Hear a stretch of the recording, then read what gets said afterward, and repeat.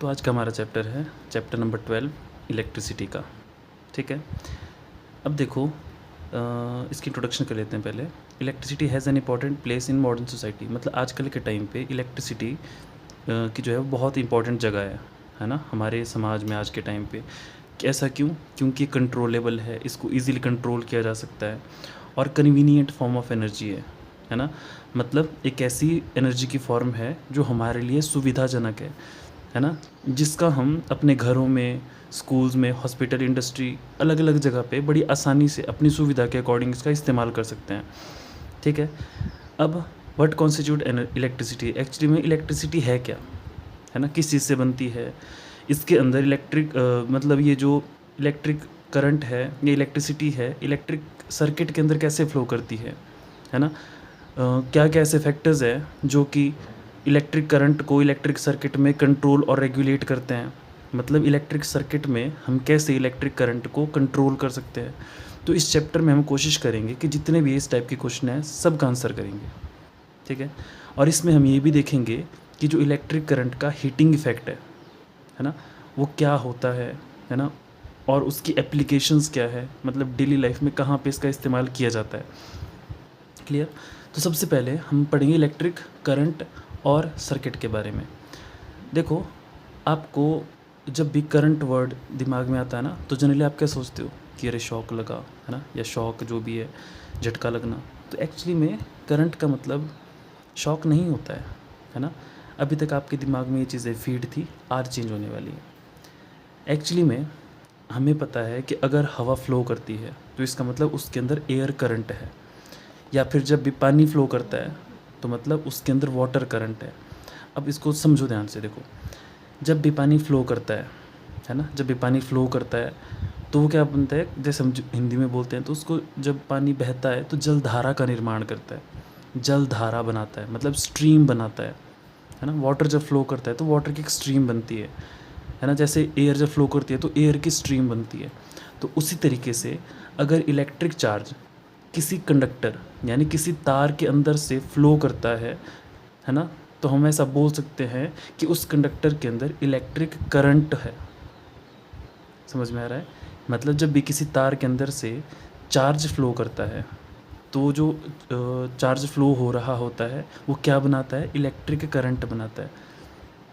Clear हो गया? जैसे वाटर करंट, एयर करंट, वैसे ही इलेक्ट्रिक करंट। वाटर करंट कौन बनाता है? वाटर। एयर करंट कौन बनाता है? एयर। वैसे ही इलेक्ट्रिक करंट कौन बनाता है? जो चार्ज है, ये इलेक्ट्रिक चार्ज है जो कि फ्लो करता है। समझ में आया? अब हमें पता है कि किसी भी टॉर्च के अंदर हमें पता है कि we know that cells provide flow of charge और electric current through the torch bulb to glow. मतलब टॉर्च के अंदर जब हम सेल्स या फिर बैटरी लगाते हैं एक प्रॉपर ऑर्डर में, एक सही तरीके से, तो वो क्या करता है, सेल या फिर बैटरी क्या करता है, उस टॉर्च बल्ब को ग्लो करवाने में मदद करता है। कैसे? ये बल्ब, ये जो बैटरी या फिर सेल है, ये उसके अंदर से इलेक्ट्रिक चार्ज फ्लो करवाता है या फिर इलेक्ट्रिक करंट फ्लो करवाएगा, जिसकी वजह से जो टॉर्च बल्ब होगा वो ग्लो करेगा। We have also seen that the torch gives light only when its switch is on. हमने ये भी देखा है कि टॉर्च तभी लाइट देती है जब उसका स्विच ऑन किया जाता है। अब वहाँ पे क्वेश्चन ये उठता है कि स्विच क्या करता है। तो देखो, switch makes a conducting link between the cell and the bulb. जो स्विच होता है वो सेल और बल्ब के बीच में एक लिंक बनाता है। अब इसको समझेंगे हम कैसे। देखो, किसी सर्किट में हमने क्या किया, एक बल्ब लगा दिया, ऐसे बल्ब लगा दिया, ठीक है, और इसको हमने जोड़ दिया किसी यहाँ पे इसके साथ, सेल के साथ, और यहाँ पे हमने इसको बीच में लगा दिया स्विच। ठीक है, यहाँ पे प्लस, ये माइनस, और ये बल्ब। देखो, अभी जब करंट यहाँ से फ्लो कर रहा होगा यानी यहाँ पे, तो अब यहाँ पे करंट की पोजीशन रुक गई है क्योंकि करंट यहाँ से आगे नहीं जा पाएगा। तो यहाँ से आगे नहीं जा पाएगा तो करंट फ्लो ही नहीं करेगा, तो बल्ब ग्लो नहीं करेगा। और ये किस वजह से? स्विच ऐसे होता है, जब हम स्विच ऑफ करते हैं ना तो मतलब वो सर्किट से ऐसे निकल जाता है बाहर की तरफ। अब मैं स्विच ऑन करूँगा तो मतलब इसको प्रेस करूँगा, प्रेस करने से क्या होगा, ये ऐसे जोड़ देगा, तो मतलब ये स्विच मैंने ऑन कर दिया। तो स्विच क्या करता है, बल्ब और सेल इनको लिंक करने का काम करता है। ठीक है, जिसकी वजह से जो हमारा बल्ब है वो ग्लो हो जाता है। ठीक है, अब फिर क्वेश्चन आता है कि इलेक्ट्रिक सर्किट क्या होता है। अब देखो, a continuous and closed path of an electric current is called an electric circuit. अब इसको ध्यान से समझना, ठीक है। मान लो आप घर जा रहे हो, ठीक है, और आपके घर जाने का रास्ता ये था, है ना, यहाँ से आप निकले और यहाँ पे आपने घर को जाना है। ऐसे एग्जांपल दे रहा हूँ, ठीक है। मान लो बाई चांस लैंडस्लाइड कुछ भी भूकंप आता है और आपके जो घर का जो रास्ता है उसके वो टूट जाता है और बीच में बहुत बड़ी खाई बन जाती है ऐसे, और अब आपको इधर जाना है। पहले तो आराम से जा सकते थे, लेकिन अब ये खाई इतनी बड़ी है कि यहाँ पे जंप भी नहीं मार सकते आप। तो मतलब आप जो यहाँ पे चल रहे थे आपको यहीं पे रुकना पड़ेगा, इसके आगे आप नहीं जा पाओगे, ठीक है। अगर आपको यहाँ पे अपने घर पे जाना है तो आपको रास्ते को क्या करना पड़ेगा, कॉन्टीन्यूअस करना पड़ेगा, जोड़ना पड़ेगा, लगातार बनाना पड़ेगा, है ना। अभी टूटा मतलब डिसकॉन्टीन्यूअस हो गया था, जब तक रास्ता कॉन्टिन्यू था तब तक आप जा रहे थे। जैसे रास्ता डिसकॉन्टीन्यूअस हुआ आप नहीं जा पाए, तो जाने के लिए आपको फिर से उसको कॉन्टिन्यू बनाना पड़ा। तो वैसे ही जो इलेक्ट्रॉन होते हैं वो हवा में पास नहीं हो सकते, क्योंकि आपको पता होगा कि जो एयर होता है वो इंसुलेटर होता है नॉर्मल कंडीशन पे, ठीक है।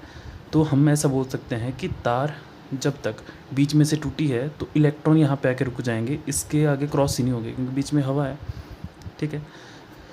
तो मतलब अगर इलेक्ट्रॉन ही फ्लो नहीं करेंगे तो मतलब करंट फ्लो नहीं करेगा।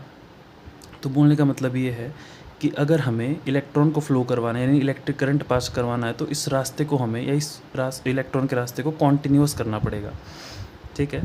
तो एक तो हो गया कि इलेक्ट्रिक सर्किट क्या होता है, कॉन्टिन्यूअस पाथ होता है इलेक्ट्रिक करंट का।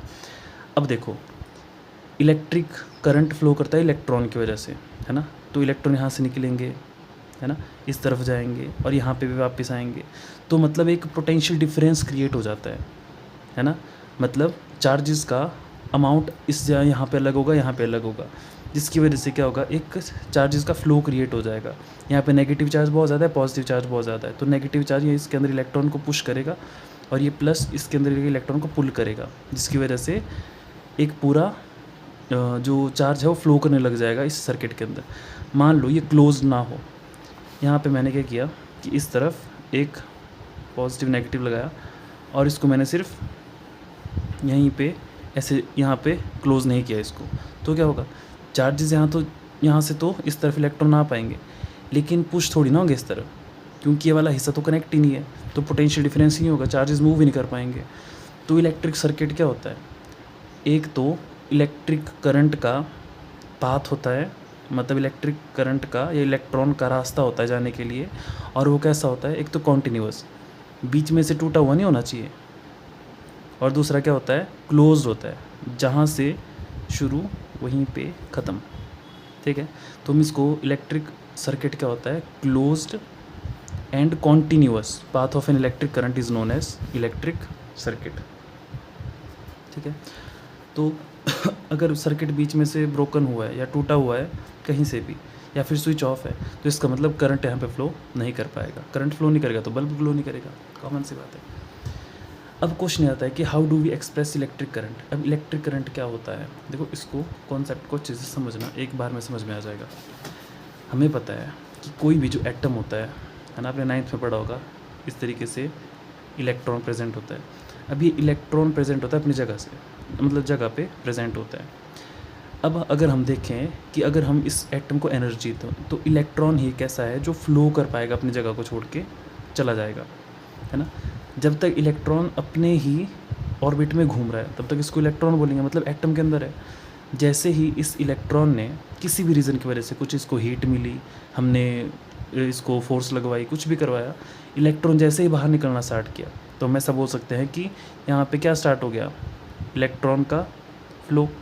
तो जब इलेक्ट्रॉन का फ्लो स्टार्ट हो गया तब हम उसको क्या बोल देते हैं, उसको बोल देते हैं हम चार्ज। क्या बोल देते हैं उसको, चार्ज। यहाँ तक क्लियर हुआ। इलेक्ट्रॉन जब एटम में तो उसको नॉर्मल इलेक्ट्रॉन जैसे एटम को छोड़ के बाहर निकला, मतलब ये इलेक्ट्रॉन फ्लो करने लगा, तो फ्लो ऑफ इलेक्ट्रॉन को बोल देते हैं हम चार्ज। इसको डिनोट करते हैं क्यू से, ठीक है। अब मान लो ये एक वायर है ना। अब हमने ये देखना स्टार्ट किया कि इसके अंदर इलेक्ट्रॉन तो फ्लो हुआ, मतलब चार्ज तो गया, लेकिन इसमें 1 सेकंड में कितना चार्ज फ्लो हुआ, मतलब हम ये देख रहे हैं कि 1 सेकंड के अंदर यहाँ पे कितना चार्ज फ्लो हुआ। तो जब हम इस कंडीशन को देखना स्टार्ट करते हैं तो इसको हम बोल देते हैं फिर इलेक्ट्रिक करंट। क्या बोल देते हैं उसको? इलेक्ट्रिक करंट, जो कि क्या, जिसको हम डिनोट करते हैं आई से। और इलेक्ट्रिक करंट क्या बताया मैंने? Rate of. जब रेट ऑफ की बात करें अपॉन में क्या लगाना है अपने? Time. Rate of flow of charge. अब चार्ज तो फ्लो करेंगे, देखो सेम होता है जैसे हमारे पास स्पीड क्या होता है? Distance upon time. तो इसको क्या बोलते हैं? Rate of change of distance. अब डिस्टेंस है ना, डिस्टेंस बदलता है, डिस्टेंस थोड़ी ना फ्लो करेगा। रेट ऑफ का मतलब विद रिस्पेक्ट टू टाइम। तो वैसे ही इलेक्ट्रिक करंट क्या है? Rate of flow of charge, क्योंकि चार्ज तो फ्लो करेंगे, चार्ज थोड़ी ना चेंज होंगे। समझ में आ रहा है? तो हम ऐसे लिख सकते हैं electric current is equal to rate of flow of charge. यहाँ तक कोई डाउट?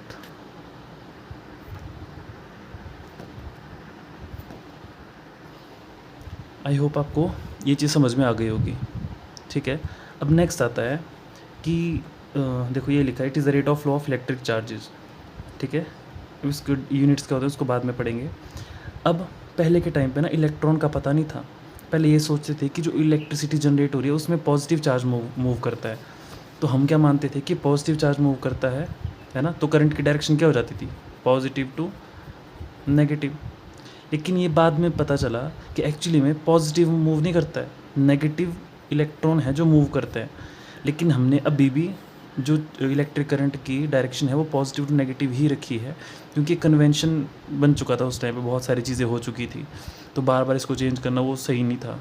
ठीक है, तो इसके लिए अभी भी जो कोई पूछ ले कि इलेक्ट्रिक करंट की इसमें डायरेक्शन क्या है, तो आप बोलोगे पॉजिटिव टू नेगेटिव, जो कि बाय कन्वेंशन सेट कर दी गई है। ठीक है, conventionally direction of electric current is taken opposite to the direction of flow of electron which are negatively charges. Electron flow करते हैं नेगेटिव टू पॉजिटिव, और पॉजिटिव करंट फ्लो करेगा पॉजिटिव टू नेगेटिव।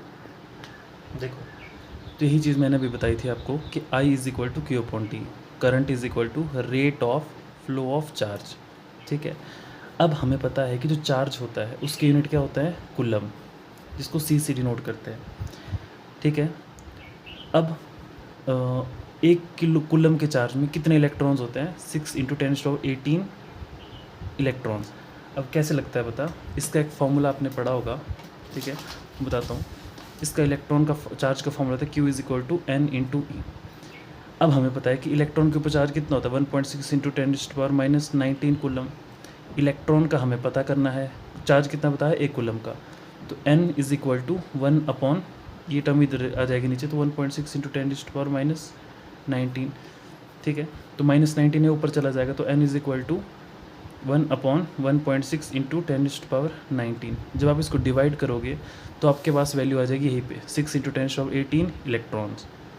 क्लियर हुआ? तो ये चीज़ आपको पता होनी चाहिए।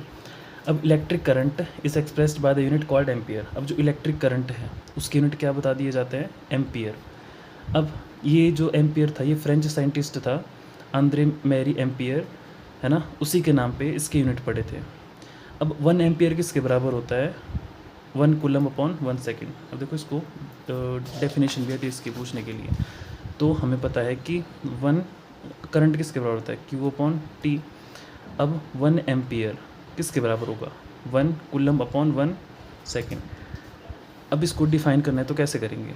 देखो, ये जो कंडक्टर है इसके अंदर 1 एम्पियर का करंट कब फ्लो करेगा, है ना, कब करेगा? देखो, जब इसमें यहाँ से यहाँ तक कितना चार्ज फ्लो होगा? 1 कूलम का चार्ज। 1 कूलम का चार्ज यहाँ से स्टार्ट हुआ फ्लो होना यहाँ तक, लेकिन उसको यहाँ से यहाँ तक फ्लो होने में कितना टाइम लगा? 1 सेकेंड।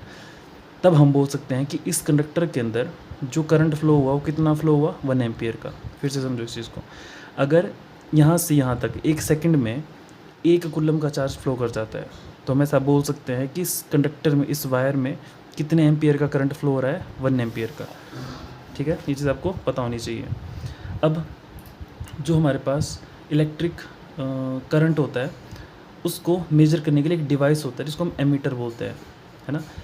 एमीटर क्या करता है? इलेक्ट्रिक करंट को मेजर करता है किसी भी सर्किट में, और ये हमेशा सीरीज़ में जोड़ा जाता है। देखो सीरीज़ में क्यों जोड़ा जाएगा, क्योंकि इलेक्ट्रिक करंट क्या होता है, flow of charge per unit time. तो फ्लो ऑफ इलेक्ट्रॉन पूरे सर्किट में फ्लो करेंगे यहाँ पे। तो इसमें हम कहीं से भी यहाँ पे एम्पियर को लगा सकते हैं। तो जितने भी करंट चार इलेक्ट्रॉन्स हैं वो इसके अंदर से पास होंगे। तो ये क्या करेगा, कितने इलेक्ट्रॉन इसके अंदर से जा रहे हैं, है ना, उसको मेजर कर लेगा, ठीक है, पर यूनिट टाइम के हिसाब से। तो हम ऐसा बोल सकते हैं कि इसको हमेशा सीरीज़ में लगाना चाहिए, ना कि पैरेलल में, ठीक है। तो यहीं पे हमारे पास लास्ट क्वेश्चन बचता है कि a current of 0.5 ampere is drawn मतलब खींचना by a filament of an electric bulb for 10 minutes. मतलब एक बल्ब है, उसका फिलामेंट क्या करता है, 10 मिनट तक सर्किट से 0.5 एम्पियर का करंट खींचता है, ठीक है। तो find the amount of electric charge that flow through the circuit. हमें क्वेश्चन क्या पूछा है कि इलेक्ट्रिक चार्ज का अमाउंट बताओ जो उस सर्किट में फ़्लो हुआ होगा। क्वेश्चन समझ में आया। एक बल्ब हमने लगाया, ये जो बल्ब है क्या करता है, इस सर्किट से 0.5 एम्पियर का जो करंट है उसको खींचता है। कब तक खींचता रहेगा, 10 मिनट तक। और आपको ये बताना है कि इस सर्किट के अंदर, है ना, कितना चार्ज फ्लो हुआ। तो कैसे पता लगेगा, देखो सबसे पहले आपको क्या लिखना पड़ता है, गिवन में क्या है, चार्ज आपको निकालना है, करंट कितना है 0.5 एम्पियर और टाइम कितना है 10 मिनट, ठीक है। अब एम्पियर ऐसे यूनिट है तो इसको भी ऐसे यूनिट में कन्वर्ट करना पड़ेगा। 10 इंटू 1 मिनट में कितने सेकंड्स होते हैं, 60 सेकंड्स। तो टाइम कितना हो जाएगा 600 सेकंड। अब हमें पता है कि I इज़ इक्वल टू कितना होता है, Q/T। तो यहाँ से Q की वैल्यू हमें चाहिए, तो Q किसके बराबर हो जाएगा, I इधर है, T उधर चला जाएगा, इंटू T। तो Q is equal to I की वैल्यू कितनी है 0.5 इंटू T की वैल्यू कितनी है 600। तो यहाँ से पॉइंट हटेगा, नीचे लग जाएगी 0, यहाँ पे 0 से 0 कट, तो कितना हो जाएगा 6 5 30 और एक 0 और 30 कूलम का चार्ज। तो इसका मतलब इस सर्किट में कितना चार्ज फ्लो हुआ होगा, 300 कूलम का, जैसे आप देख सकते हो, ठीक है। और ये क्वेश्चन सारे इजी है। इलेक्ट्रिक सर्किट क्या होता है, electric circuit it is the continuous and closed path of an electric current. Unit of current is 1 ampere if 1 coulomb of charge flow through a conductor in 1 second. Calculate the number of electron constituting 1 coulomb of charge. ये मैंने पहले करवा दिया यहाँ पे कि 1 coulomb के charge में कितने इलेक्ट्रॉन्स होते हैं, है ना, जो यहाँ पे भी है, यहाँ पे भी है, इतने इलेक्ट्रॉन्स होते हैं। और उसके लिए फॉर्मूला कौन सा यूज़ होगा, Q is equal to NE का। अब नेक्स्ट हम पढ़ेंगे इलेक्ट्रिक पोटेंशियल डिफरेंस अगले वीडियो में। कुछ डाउट होगा तो आप कमेंट सेक्शन में पूछ सकते हैं।